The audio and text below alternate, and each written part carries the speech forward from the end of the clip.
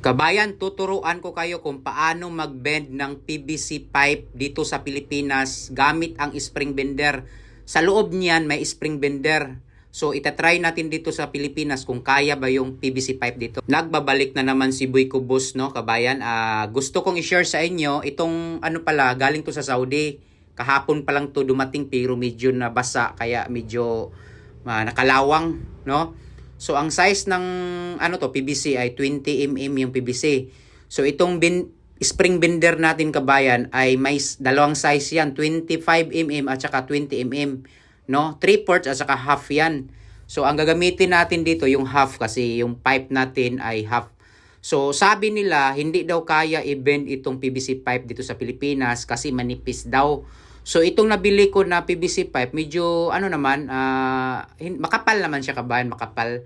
So hindi ko pa yan napunasan, kabayan, kasi kagabi pa yan, no, yung yung spring bender ko medyo pangit siya kasi nabasa kasi nga, kabayan, nabasa yan.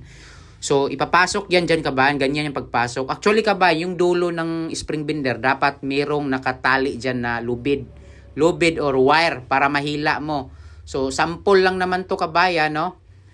Gusto ko lang i-bend to at ipapakita sa inyo na kung kaya ba talaga i-bend itong itong hinahawakan ko sa dulo, kabayan. Lalagyan mo dyan ng lubid yan para madali mahila kung gusto mong ipasok mo talaga yung spring bender sa loob ng PVC pipe mo. So ngayon, kabayan, ang gamit niyan tuhod ang gamit. Doon sa abroad, kabayan, sa Saudi, yung pipe nila ay 3/4 yun doon, 25 mm yun. Pero dito try ko ng 20 mm yung half.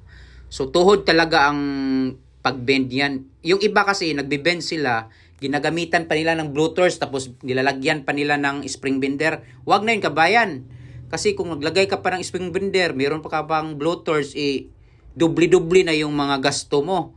Itong spring bender, hindi mo na kailangan ng blooters yan. Kailangan mo lang ng paano mo i-estimate na hindi mabali yung yung tubo. So kung mag-bend ka, dapat long bend ka, wag yung 0-0 katulad sa ginawa ko.